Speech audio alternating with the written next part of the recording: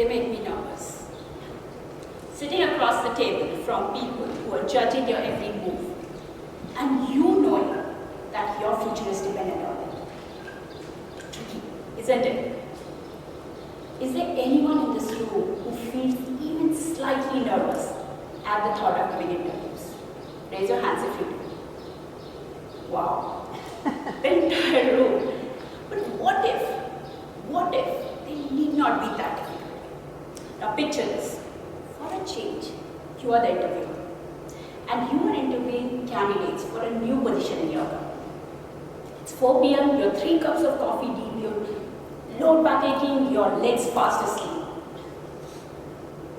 It almost feels like you're hosting who can draw the roundest circle competition. And all the participants, they are so close, but a stray line here or an uneven shape here, it keeps getting in the way.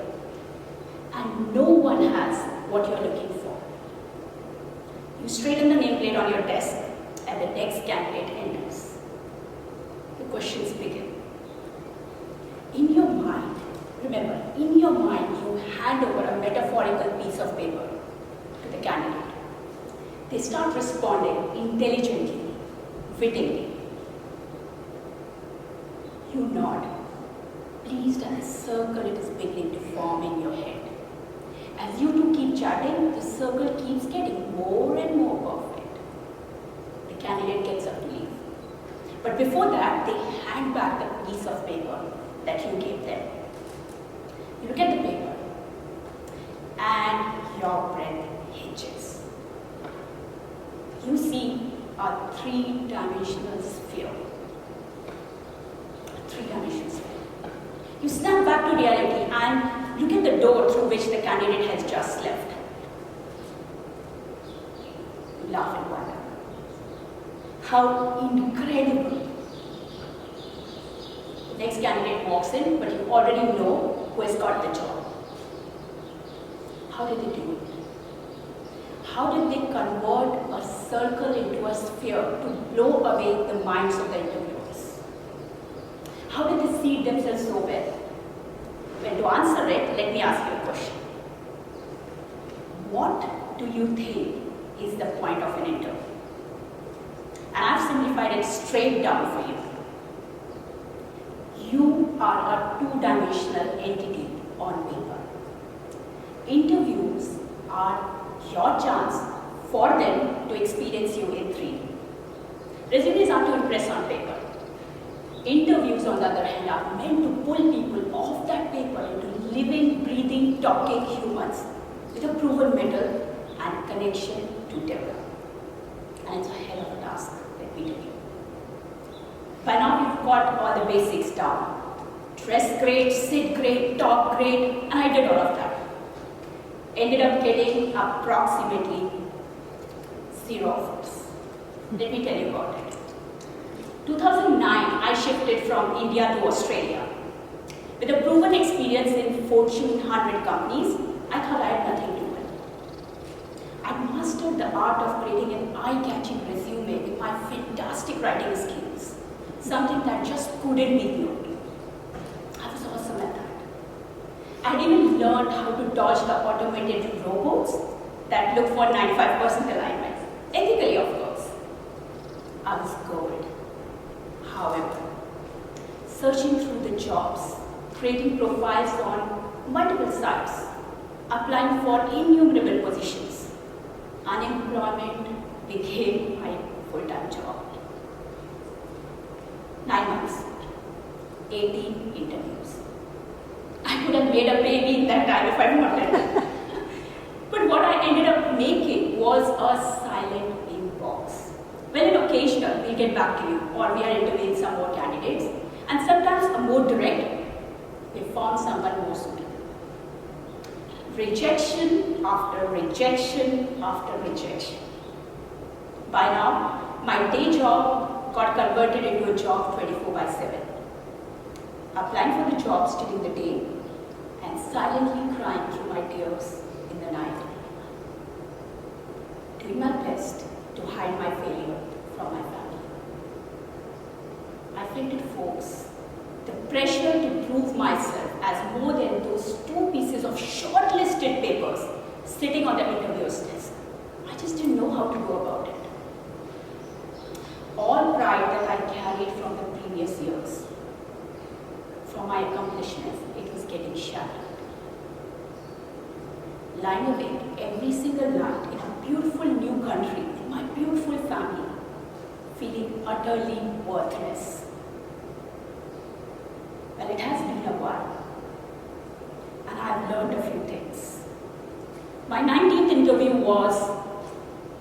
that brought out a very different model of success. It brought out something interesting.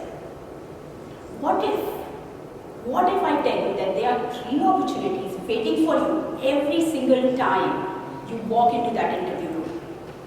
And if you leverage them right, you will end up carving yourself in the mind of the interviewers in a way that you are the only one they end up seeing.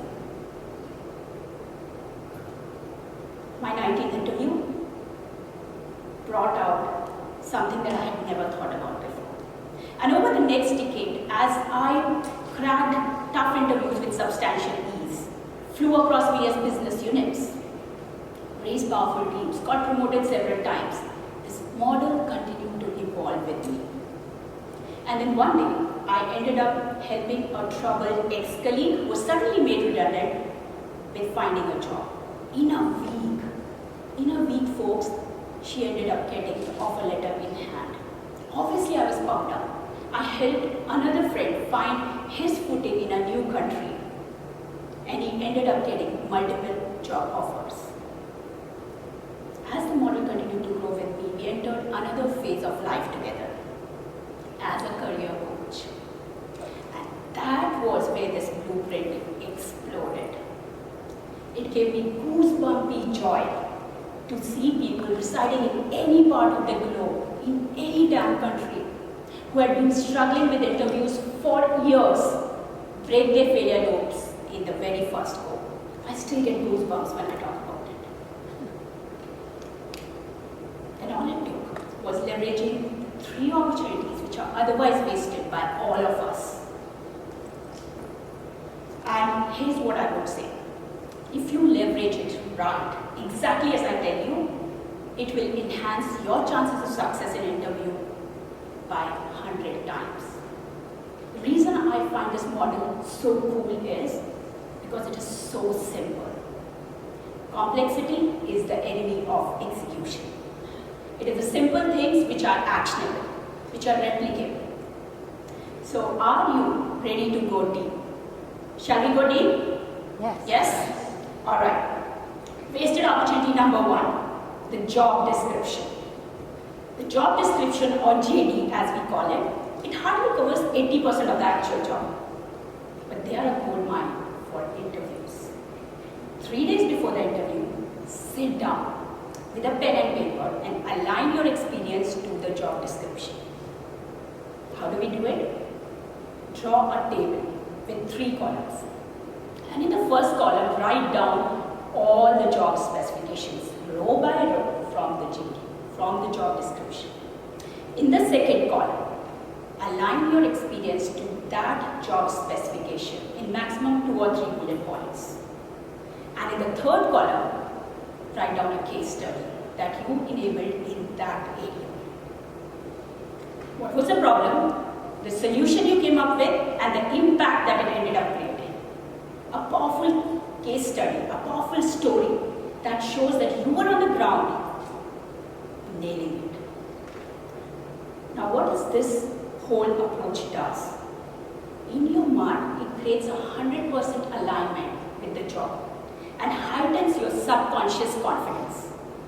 And when you present this structured 3D thought process in the form of answers to the questions thrown at you in the interview room, in the interviewer's mind, it creates 100% certainty that you are exactly the person that they are looking for. And with this ammunition for success in your back pocket, you have literally everything that you need to draw from in the form of answers to any questions coming out in that room. Opportunity number 2, wasted opportunity number 2. Tell me about yourself. We answer it in several different ways. An interesting monologue, saying what you think the interviewer wants to hear, or your entire life story, everything but what is relevant, or leaving it to the interviewer to pull out the relevant. Them waiting for your blabbering to stop so that they can go on with the strenuous task of rejecting you. Well, this question can be a game changer because this is your opportunity to leave breadcrumbs in the mind of the interviewer. How do you go about it? Divide your entire experience in 3 parts. Look, I've got an overall experience of 18 years. And to give you a snapshot of it, I will divide it in 3 parts. The first part I call as my learning years. These were the years when I was learning, I was observing, watching, I was being a sponge. The second chunk of years I call as my performing years. These were the years when I moved from being an observer to actually actively contributing to a team.